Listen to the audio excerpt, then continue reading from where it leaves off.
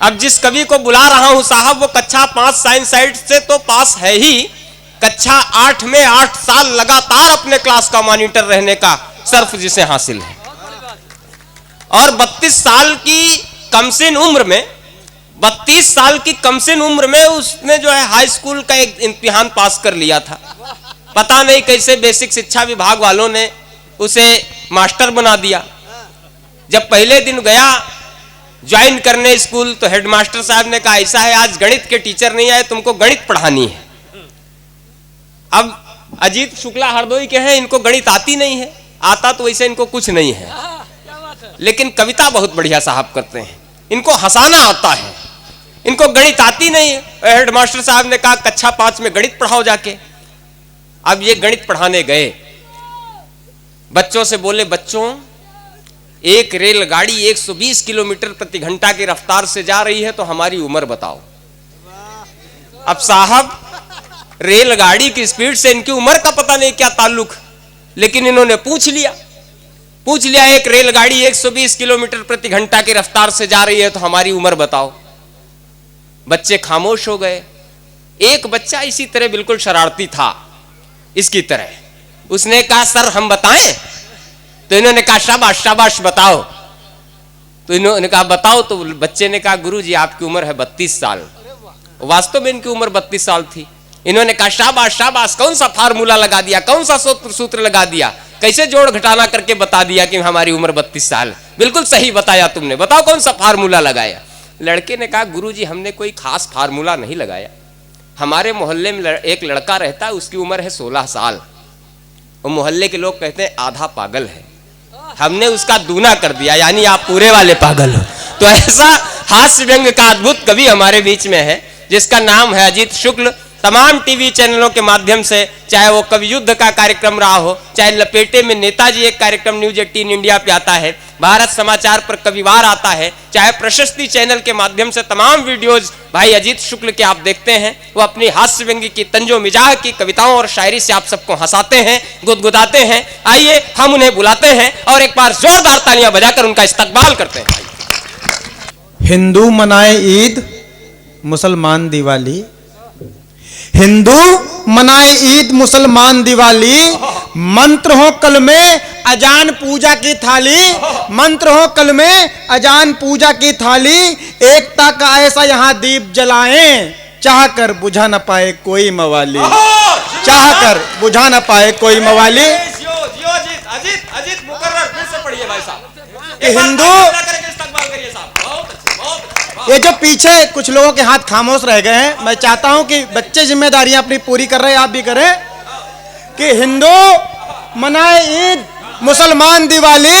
मंत्र हो कल में अजान पूजा की थाली, और एकता का ऐसा यहां दीप जलाएं, चाह कर बुझा न पाए कोई मवाली, चाह कर बुझा न पाए कोई मवाली।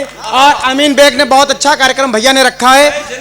नए वर्ष की शुरुआत है, तो मैं 2 पंक्तियां कहना चाहता हूं कि दूरियां दिल की मिटे, ना कहीं संघर्ष हो, दूरियां दिल की मिटे, ना कहीं संघर्ष हो, हर्ष हो उत्कर्ष हो, ऐसा यहाँ नववर्ष हो, हर्ष हो उत्कर्ष हो, ऐसा यहाँ। ये इसलिए पढ़ा ताकि आपको पता चले भले घर में हमारी पैदाइश हुई है। अब अपने औकात पे आते हैं, बजाओ, झोंक के बजाओ। अभी हम यहाँ आ रहे थे, तो हमने एक रास्ते में पूछा एक लोगों से, भैया 8 का रास्ता इधर है, तो उसने कहा औक का। हम फिर थोड़ा और आगे बढ़े, थोड़ा कोहरा हो गया था, एक लोगों से हमने पूछा भाई साहब 8 का रास्ता यही है, तो उसने कहा औक का। हम फिर और आगे बढ़े, तब तक हमको अमीन बेग जी दिख गए। हम इनको पहचानते नहीं थे, क्योंकि जितना वो फोटो में दिख रहा है उससे ज्यादा वो हसीन हैं। तो हमने इनसे पूछा भाई साहब 8 का रास्ता यही है? इन्होंने कहा जी हाँ। हमारी बात खटक गई। हमने कहा भाई साहब ये बात बताओ, मैं अभी 8 का रास्ता 2 लोगों से पूछा, तो उन्होंने कहा औक का, जबकि आपने कहा जी हाँ। और भाई साहब अमीन जी के लिए जोरदार हाथ खोलना आप लोग। हमने कहा जबकि 2 लोगों ने कहा औक का और आपने कहा जी हाँ। तो उन्होंने कहा भाई साहब असल में यह है, जो कम पढ़े लिखे लोग होते हैं वो औक का कहते हैं, जो कम पढ़े लिखे लोग होते हैं वो औक का कहते हैं। तो मैंने इनसे पूछा भाई साहब इसका मतलब आप पढ़े लिखे हैं? इन्होंने जवाब दिया औक का।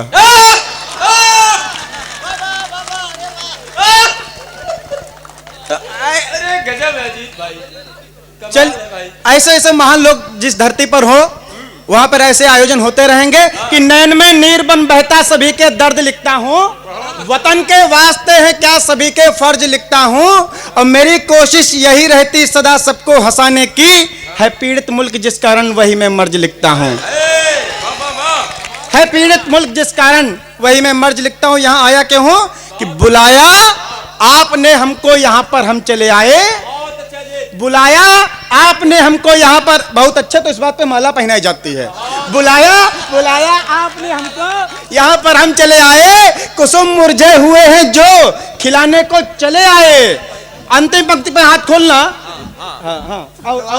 हाँ चलो ये माला ए विशेष ने पहनाई, माला बी और माला सी मैंने पहना दी। अब अगली वाली माला जो है आमीन भाई लेके आ रहे हैं।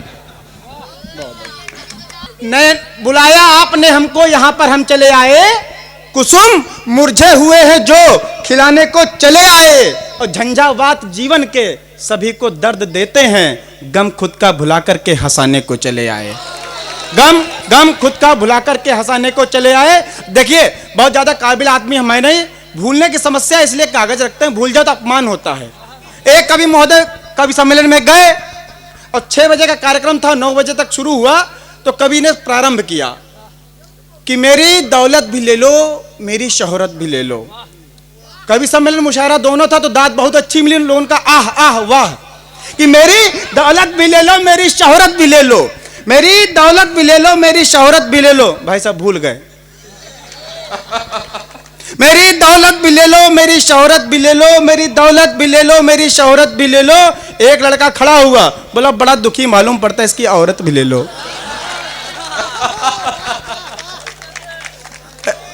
रंजना जी सेल्फी ले रही हैं, कवित्री है रंजना सिंह हया। भाई साहब देखिए ना, रंजना सिंह हया कवित्री हया है, तो हम कवि का बेहया हैं। हमारा भी हमारे घर में सम्मान है भाई साहब। और मंच देखना, और अंतिम पंक्ति पर जितने आगे से पीछे हैं हाथ खोल देना कि मंच की स्थिति बहुत विषम और कसी हुई है, मंच की स्थिति बहुत विषम और कसी हुई है। एक ई रिक्शा एक खटारे ट्रैक्टर के बीच में नई मारुति फंसी हुई है। हम बहुत बढ़िया कवि हैं भाई साहब, मजा आया? ऐसा नहीं, जोरदार ताली बजाओ फिर। हाँ गजब कर दिया गुरु। और देखिए मुझे पता था यहाँ कविता अच्छा सुनी जाती है, क्यों? क्योंकि देखिए कविता का असर भी होता है। 8 का एक बच्चा गया साउथ अफ्रीका, वह काली लड़की ने उसको प्रपोज कर दिया, हिंदी में कहते प्रणय निमंत्रण। तो लड़के ने मना कैसे किया कि मोहतरमा आप आग नहीं आग का दरिया हो, मोहतरमा आप आग नहीं आग के दरिया हो, हम चाह कर भी आपसे शादी नहीं कर सकते, नहीं कर सकते, नहीं कर सकते, क्योंकि आप बहुत करिया हो। हम चाह कर भी आपसे शादी नहीं कर सकते। युवा बैठे, इनको पंक्तियां देना चाहता हूं कि हसीनों से चोचे लड़ाते रहोगे, हसीनों से चोचे लड़ाते रहोगे, कमाई पिता की उड़ाते रहोगे, और हासिल न होगा तुम्हें मजनुओं कुछ, मोहब्बत पे जूते ही खाते रहोगे। बहुत अच्छे, बहुत अच्छे, बहुत अच्छे। फारूक दादा तो ऐसे अंतर ध्यान हो गए, हमें तो लगता है हमारी कविता का असर हो गया उनके ऊपर। युवाओं पर प्रतिष्ठित होने का दादा आरोप लगाया जाता है, लेकिन जिनको राम राम कहना चाहिए था वो आसाराम जब 80 वर्ष की उम्र में जेल जाते हैं, तब एक कलम को लिखना पड़ता है। एडवांस पेमेंट ना करो, पहले इस्तेमाल करो फिर विश्वास करो। सही है अजीत भाई। बहुत स्मार्ट कवि हो। झूम जाना अंतिम पंक्ति पर कि झरे फूल फिर से महकने लगे हैं। हाँ मतलब तुम्हें जो है कोई अध्यापक पढ़ाता होगा वो हमसे ज्यादा काबिल होगा। हम भी ऐसे अध्यापक बच्चों के अध्यापक हैं कि झरे फूल फिर से महकने लगे हैं, अंगार सोए दहकने लगे हैं, और नई जींस आई है दादी पहन के, बुढ़ापे में बाबा बहकने लगे हैं। नई नई नई नई नई जींस आई है दादी पहन के, बुढ़ापे में बाबा बहकने लगे हैं। अच्छा ये श्रृंगार रस के कवि यहाँ पर है नहीं, बहुत लंबी लंबी कविताएं लिखते हैं। हम लोगों के पास इतना समय नहीं, हम तो 20-20 वाले व्यक्ति हैं, 10 मिनट में काम खत्म करके चले जाएंगे। हम कैसे करते हैं प्यार कि मौसम में छाने लगी है खुमारी, मौसम में छाने लगी है खुमारी, मस्ती में झूमे कुंवारे कुंवारी, और करते सेटिंग मन चले इस तरह से, हरा सूट मेरी और नीली तुम्हारी। अच्छा अतीत याद आ गया आपको है? बहुत सही। भाभी जी बैठी है कि नहीं? घर में राजकीय सम्मान हो जाए हमारी जिम्मेदारी नहीं, इसलिए अपनी भावनाओं पर नियंत्रण रखें भाई साहब। अच्छा यहाँ पे बहुत अच्छा कवि, बढ़िया किया आपने, किसी वीर रस के कवि को नहीं बुलाया। वीर रस के कवि बहुत चिल्लाते हैं। एक वो चिल्ला रहा था, घर में अभ्यास कर रहा था कि पाकिस्तान मैं तेरे लाश से बिछा दूंगा, पाकिस्तान मैं तेरे लाश से बिछा दूंगा। उनकी धर्मपत्नी उठी बोली भाई साहब पहले हमारी चारपाई बिछा दीजिए। ये फर्जी वाला कवि नहीं, पता चला हमने वीर रस की कविता बहुत कस के पढ़ दी और आपके रोंगटे खड़े हो गए, बाद में पैंट भी ना 3-4 दिन पहन पाए। ये नहीं, वीर रस के कवि एक दादा अभ्यास करते हैं कि मुझको साहस देना, कविता पढ़ने से पहले कहते हैं मुझको साहस देना, मुझको ताकत देना, मुझको हौसला देना, मुझको संबल देना। हमने कहा भाई साहब जब इतनी कमजोरी है तो पहले शिलाजीत खाओ, कविता बाद में पढ़ो, काहे प्राण लिए ले रहे हो? भाई साहब अभी मैं कार्यक्रम के सिलसिले में लखनऊ गए, पुलिस वाले ने हमको रोका, बोले आप हेलमेट नहीं लगाए आपका चालान होगा। हमने कहा भाई साहब कभी आदमी हमारे पास पैसे नहीं है, बोले नहीं बाबा जी की सरकार है चालान तो आपका होगा। हमने कहा भाई चाहे जहाज काट लो। हाँ हम आगे गए, हमने उसको 200 रुपए दिए, हमने कहा हम जा रहे, वो आगे रोके तो भाई ताली हो जाए। बहुत अच्छे, चाहे जहाज काट लो। हमने कहा आगे गए, पुलिस वाले ने डंडा दिया, हमने कहा आगे रोके तो उसने कहा लिम्का कह देना। हम आगे गए, पुलिस वाले ने डंडा दिया, हमने कहा लिम्का, उसने कहा जाओ। हम समझ गए लखनऊ में लिम्का कह दो सब माफ। अगले दिन तो ओवर कॉन्फिडेंस में गए, हमारी मौसी रहती है, उन्होंने कहा हेलमेट लगा लो लखनऊ में चालान हो जाता है। हमने कहा हमारा नहीं होगा। हम गए, पुलिस वाले ने डंडा दिया, हमने छाती ठोक के कहा लिम्का, उसने कहा बेटा कोने में आओ आज का कोको कोला है। ये स्थिति हो जाती तब पढ़ता हूँ। और मैं तो ये कहता हूँ, मैं 4 पंक्तियां देता हूँ, अगर मुझे लगता है उत्तर प्रदेश सरकार को समझ में आ गई तो मुझे ब्रांड एम्बेसडर बना देगी। देखिए देश के कल्याण के लिए हम तो अपनी जो है किडनी तक दान कर दें, देश की अर्थव्यवस्था मजबूत हो। तब मैं पढ़ना चाहता हूँ कि डूबती अर्थव्यवस्था फिर से संभाल लें, फैसले देश हित में कुछ तो कमाल लें।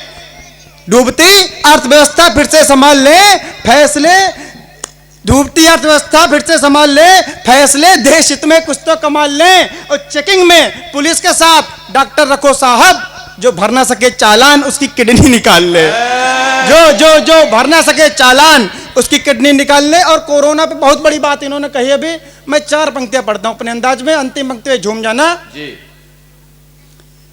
कि कोरोना से बचे लोग ऐसी सीख दीजिए, कोरोना से बचे लोग ऐसी सीख दीजिए, जानकारी सबको ठीक ठीक दीजिए, जानकारी सबको ठीक ठीक दीजिए।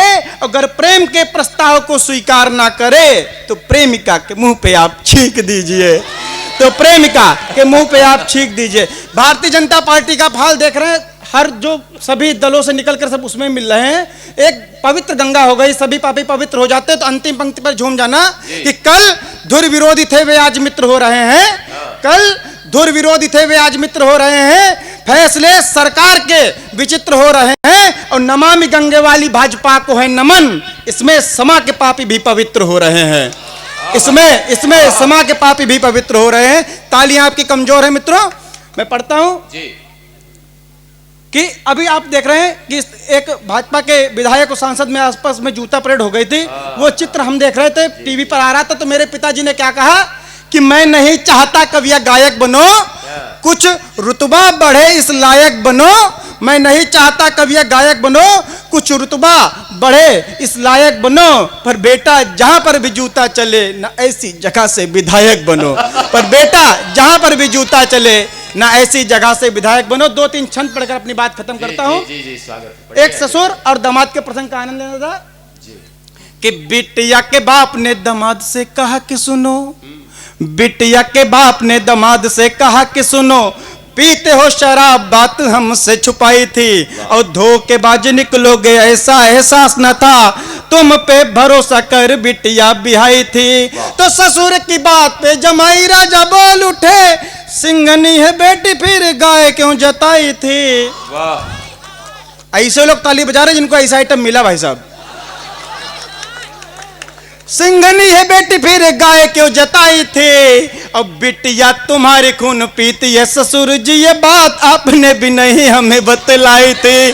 बिटिया तुम्हारे खून पीती है ससुर जी, ये बात आपने भी नहीं हमें बतलाई थी।